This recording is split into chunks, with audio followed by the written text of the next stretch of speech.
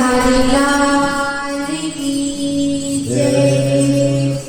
भागवत भगवान की जय। पूज्य सद्गुरुदेव भगवान की जय। जय जय जय जय श्री राधे।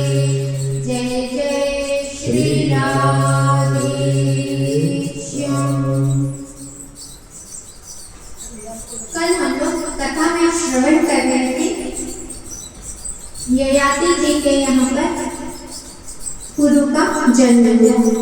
सुखदेव जी ने कहा, परीक्षित, उन्हीं पुरु के वंश में तुम्हारा भी जन्म हुआ है। इन्हीं के वंश में आगे चलकर दुष्यंत नाम के राजा हुए। एक बार राजा दुष्यंत शिकार खेलने के लिए गए। तब वह कण्व ऋषि के आश्रम में पहुंचे। वहां पर उन्होंने एक सुंदरी कन्या को देखा जिसका नाम था शकुंतला। दुष्यंत जी ने पूछा कि देवी आप कौन हैं? तब उन्होंने कहा कि मैं विश्वामित्र और मेनका की पुत्री हूँ। कण्व ऋषि ने मेरा पालन पोषण किया, इसलिए मैं क्षत्रिय कुल की हूँ।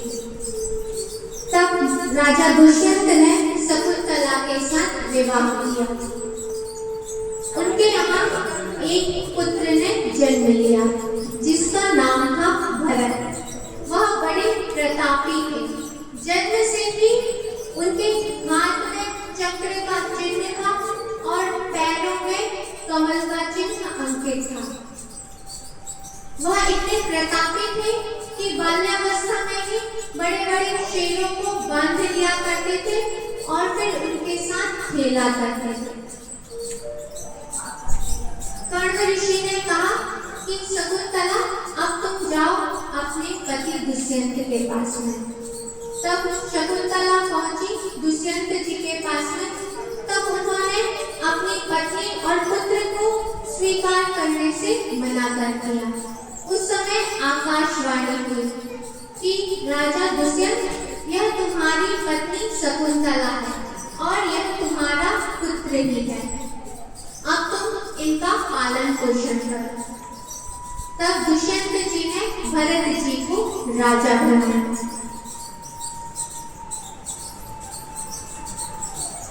उन्हीं के वंश में जब भरत जी का विवाह हुआ, उनकी 3 रानियां थीं। उनसे जो पुत्र उत्पन्न हुए, भरत जी ने कहा कि यह जो पुत्र है यह मेरे अनुरूप नहीं है। तब रानियों ने सोचा कि यह जो पुत्र है यह राजा के अनुरूप नहीं है, तो कहीं राजा पुत्रों के साथ हमारा भी परित्याग ना कर दे। तब रानियों ने अपने ही पुत्रों को मार डाला। फिर राजा भरत ने पुत्र उत्पन्न करने के लिए मरुदगणों का एक यज्ञ करवाया, जिसमें मरुदगणों ने भरद्वाज नाम के एक पुत्र को भरत जी को प्रदान किया। इन्हीं के वंश में आगे चलकर रंतिदेव नाम के प्रतापी राजा हुए। रंतिदेव राजा इतने उदार थे कि वह जो कुछ भी रहता था वह सब दान कर दिया करते थे। उनकी दान करने की प्रवृत्ति से जो उनका धन था, कोष था, वह धीरे धीरे कम हो गया और अंतिम समय में पूरा ही समाप्त हो गया। और राजा रंतिदेव अपने कुटुंबियों के साथ भूखे प्यासे इधर उधर विचरने लगे। एक बार 48 दिनों तक राजा जो रंतिदेव थे वह भूखे रहे। 49वें दिन उन्हें कुछ भोजन सामग्री मिली, जल मिला। तब वह सभी अपने कुटुंबियों को बांटकर और जैसे ही भोजन करने के लिए बैठे, तब उनके पास में एक ब्राह्मण देवता आया। उन्होंने कहा कि मुझे बहुत भूख लगी है। तब रंतिदेव ने ब्राह्मण को भोजन कराया और जो शेष भोजन बचा वह सब आपस में बांटकर भोजन कर रहे थे। तभी एक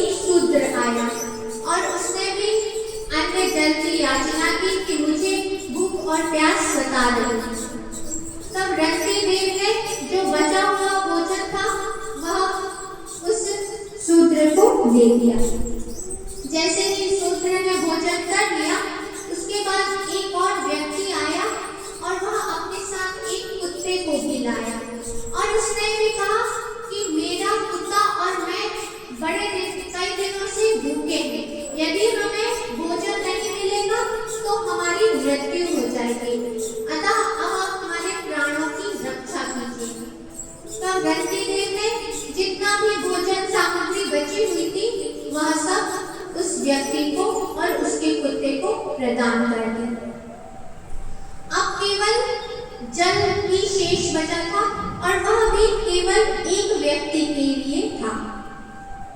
उसी समय एक चांडाल आया और उसने कहा कि मैं प्यास से व्याकुल हो रहा हूँ, मैं अत्यंत नीच हूँ, अतः आप मुझे पानी जल पिलाएं। अब जो रंती देव थे उन्होंने जो बचा हुआ जल था वह उस चांडाल को पिला दिया और अब सोच रहे हैं कि मेरी भूख और प्यास से मैं तृप्त हो गया हूँ, क्योंकि मैंने जो मेरे यहाँ याचक आए थे मैंने उन्हें भोजन जल आदि देकर उन्हें तृप्त कर दिया। क्योंकि जो रंती देव थे वह सभी के अंदर भगवान का दर्शन किया करते थे।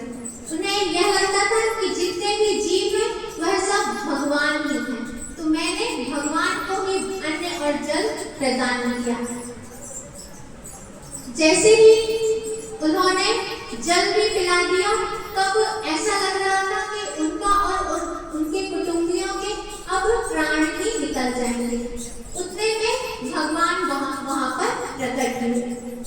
जैसे ही भगवान प्रकट हुए, क्योंकि यह जो अन्न और जल की याचना के लिए पहले ब्राह्मण आया, फिर शूद्र आया, फिर कुत्ते के साथ जो एक व्यक्ति आया और चांडाल आया, यह सब भगवान की ही बनाई हुई माया थी।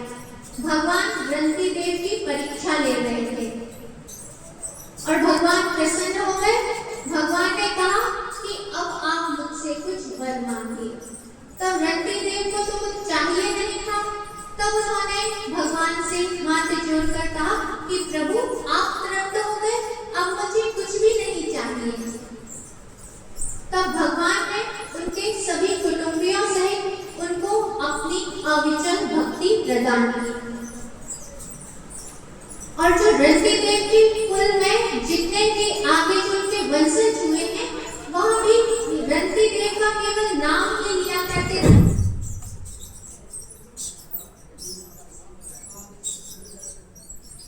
भैया इसको पॉज कर दो।